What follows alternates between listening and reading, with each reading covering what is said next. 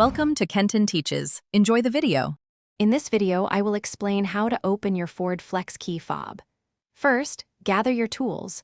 You'll need a small flathead screwdriver and a new CR 2032 coin cell battery.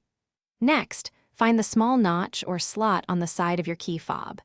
This is where you'll begin to gently pry it open, so be careful not to use too much force. Now, carefully insert the tip of your small flathead screwdriver into that notch. With a gentle twisting motion, you should feel the two halves of the key fob begin to separate.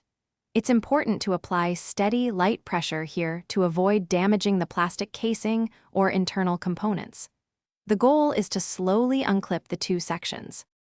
Once the key fob is open, you'll see the old battery inside. For most Ford Flex key fobs, this will be a CR 2032 coin cell battery. Gently pry out the old battery from its compartment.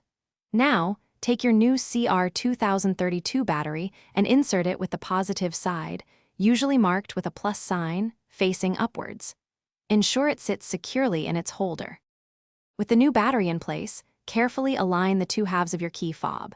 Press them together firmly around the edges until you hear and feel them snap securely back into place. Make sure there are no gaps. Then, test your key fob to ensure it's working correctly. Remember to check the description for a link to those fantastic leak-proof meal prep containers and other great deals. Thanks for watching, and I hope this helped you get your key fob working again. Thanks for watching. Please subscribe if this video was helpful.